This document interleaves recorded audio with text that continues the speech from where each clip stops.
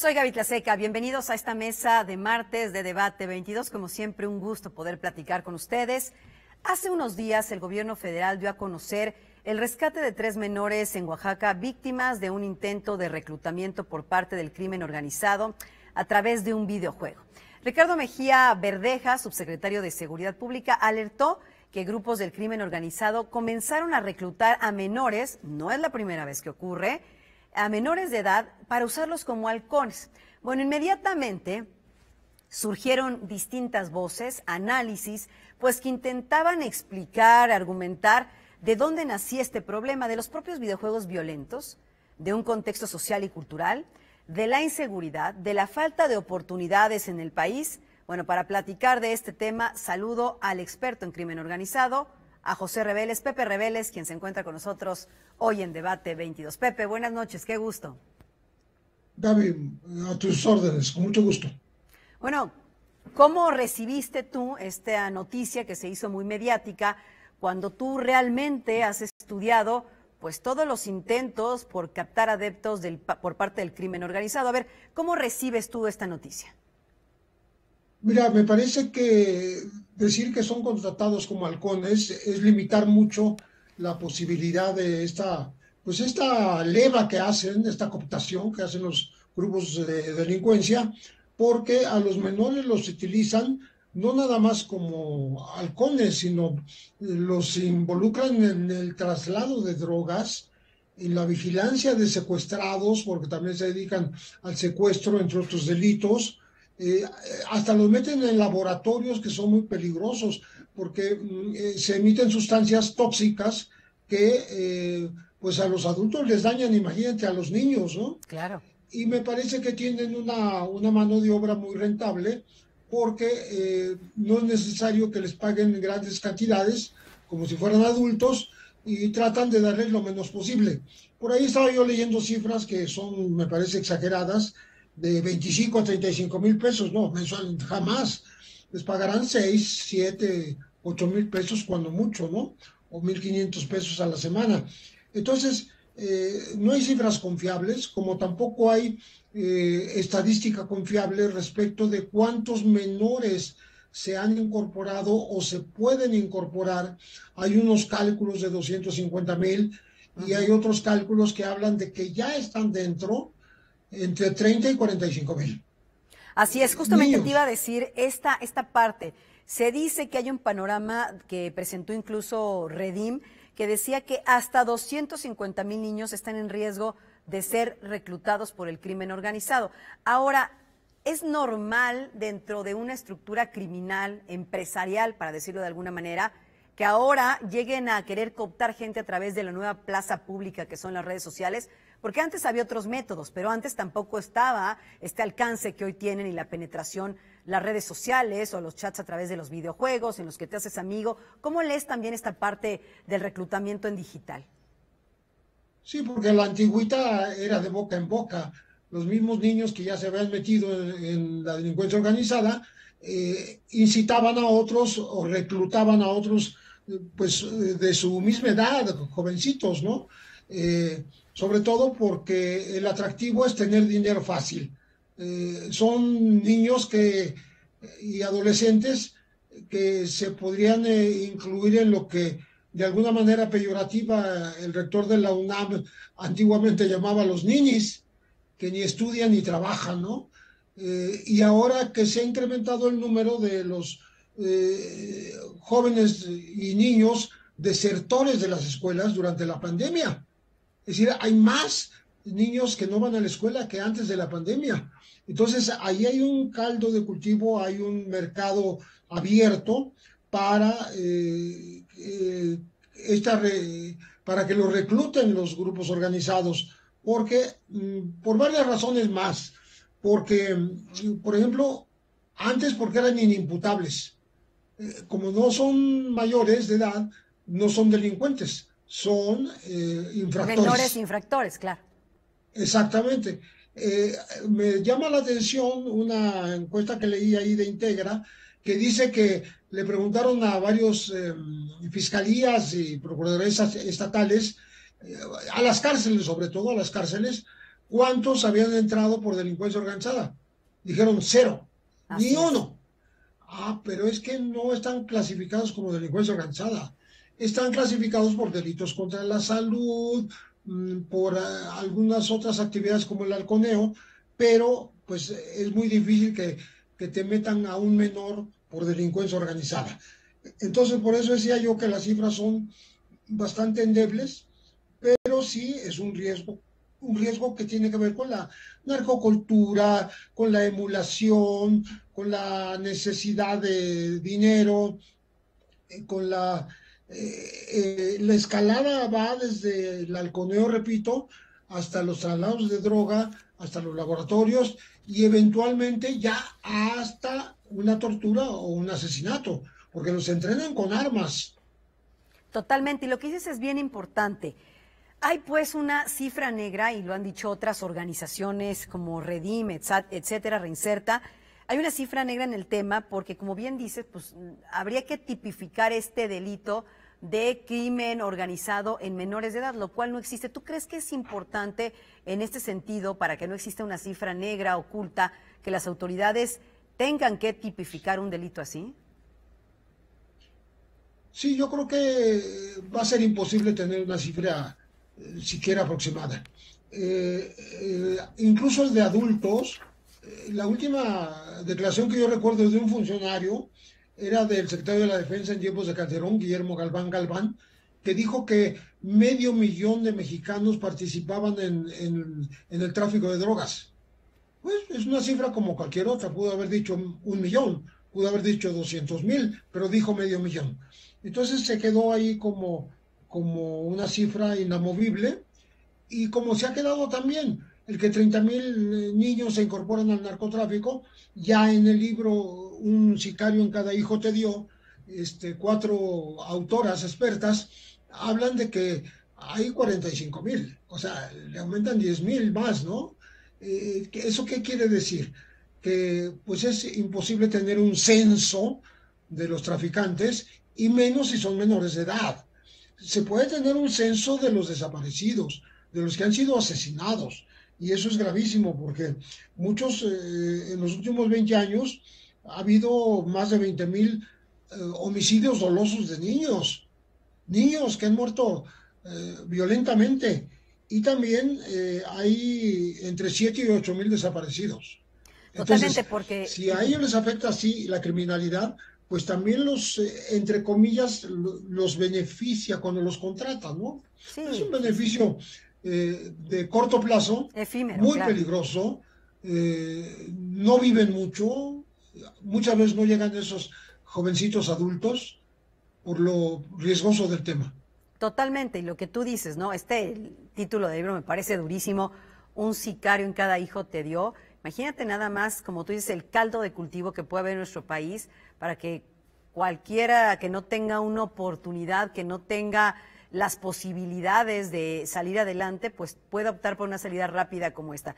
¿Te parece, Pepe Rebeles, si hacemos una pausa y regresamos para hablar justamente de cómo los delincuentes se han vuelto también expertos en reclutar a través de las redes sociales? Lo hace el propio Estado Islámico, la yihad. Hay un libro importante sobre el Perfecto, tema y pues aquí en México no es la excepción. Gracias, Pepe. Entonces hacemos una pausa. con mucho gusto. Ya volvemos. Estamos hablando justamente de cómo se recluta menores de edad para entrarle al crimen organizado aquí, sí, en México, en nuestro país. Ya volvemos.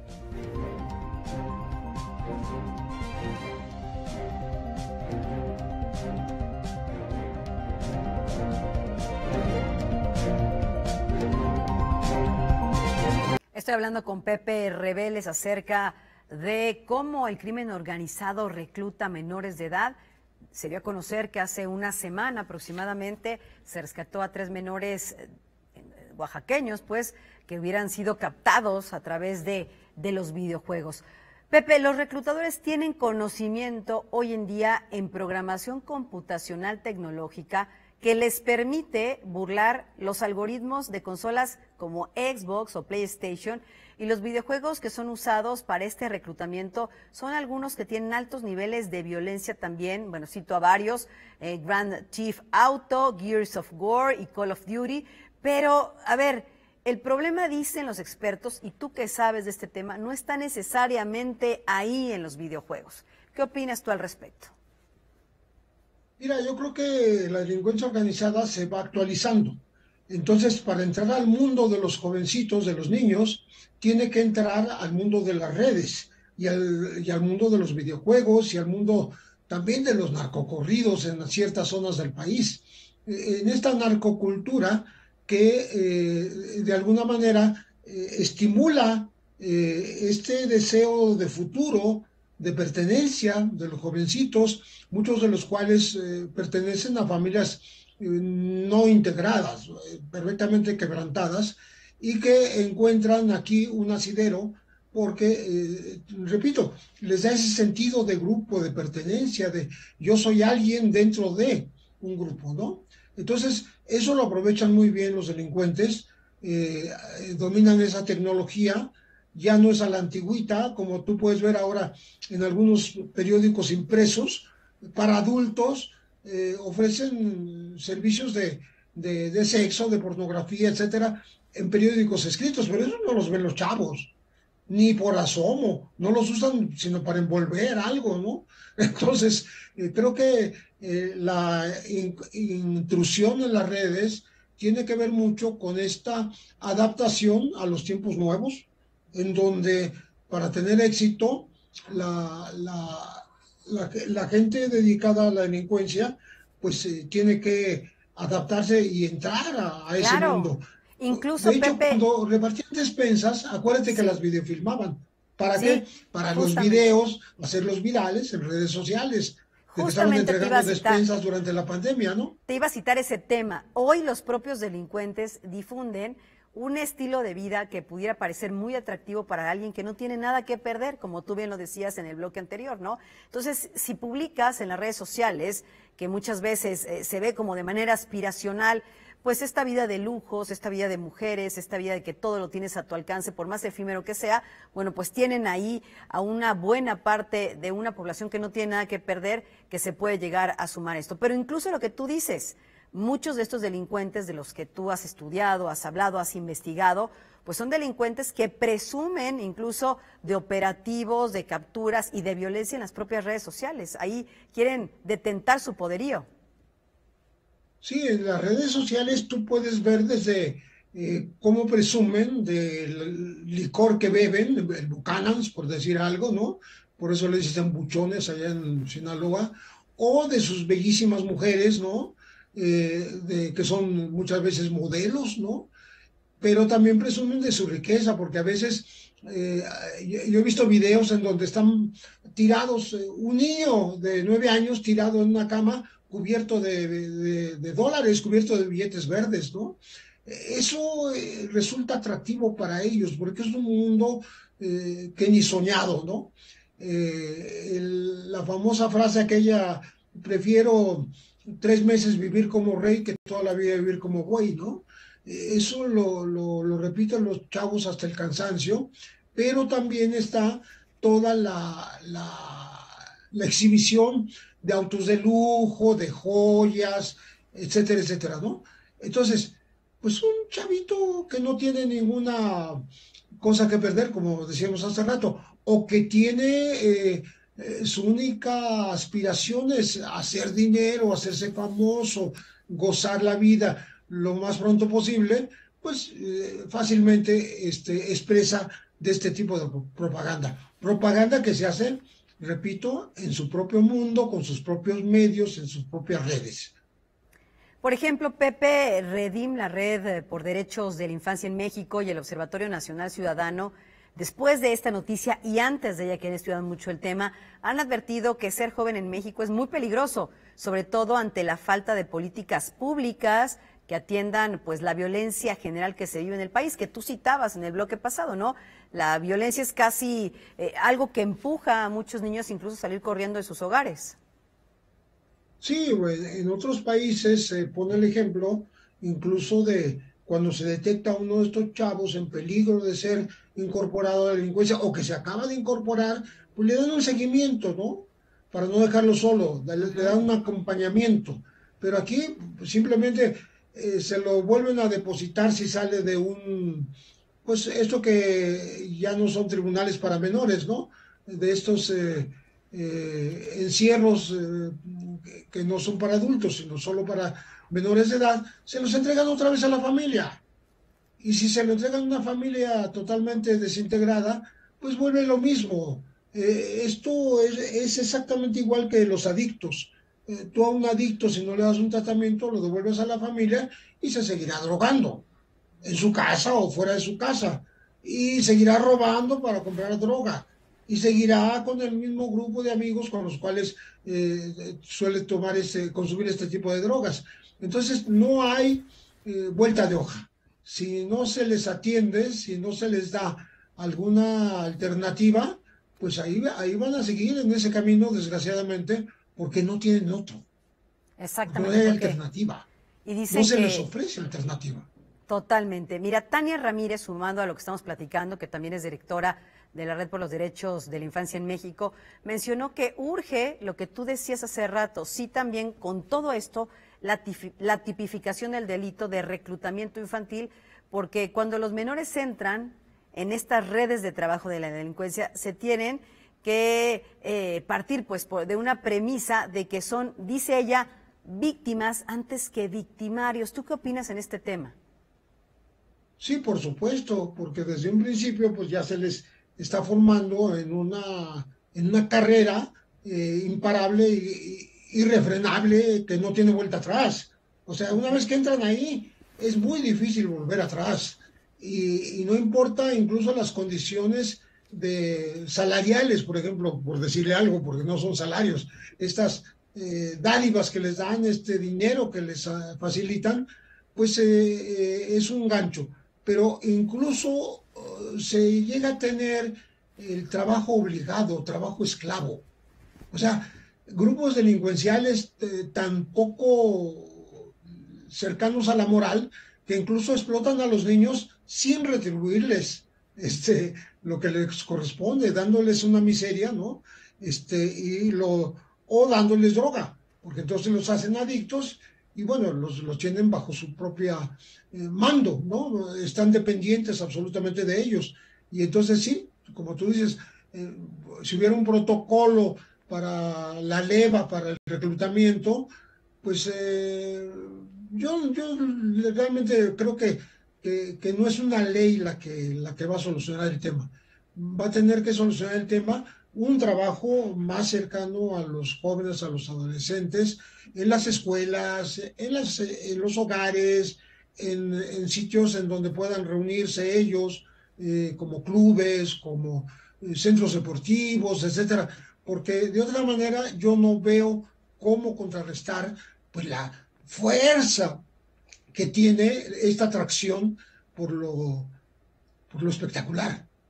Sí, totalmente. La promesa de futuro que no tienen ahora. Ahora no tienen ni noción del futuro.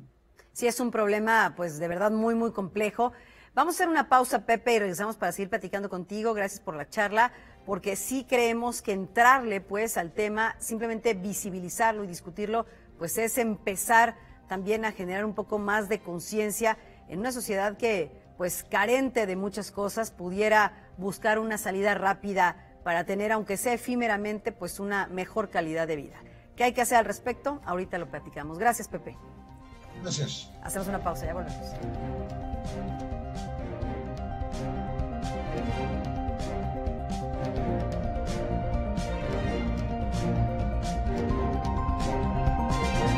Estoy platicando con el experto en crimen organizado, Pepe Reveles, autor pues de varios libros en la materia también. Pepe, decíamos, ¿hay salida para todo esto? En un país con grandes carencias, hay políticas públicas, faltan muchas otras, en fin, tú que eres experto en haber estudiado, investigado, publicado, pues mucho que tiene que ver con la parte operativa también del crimen organizado en nuestro país, ¿hay alguna salida para los jóvenes del país más allá de si usan o no videojuegos, más allá de si están o no en las redes sociales? ¿Hacia dónde apuntarías tú esta discusión? Mira, me parece que la legislación no sobra, ¿no? Pero una legislación que atienda más directamente, más específicamente a los niños y a los adolescentes, niños, niñas y adolescentes, ¿no? Porque sí hay, incluso hay un organismo, está CIPINA, justamente este secretariado que atiende a esta porción de la población, ¿no? Pero el caso es que hay demasiadas tentaciones en el camino.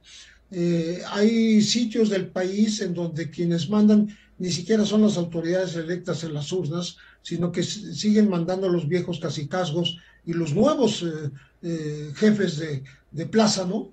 Que dominan las rutas. Y si los niños les son útiles, los van a usar. Y los van a usar y los van a desechar, porque son desechables. Ese es el problema. Los consideran que los pueden utilizar y tirarlos como un pañuelo desechable, ¿no?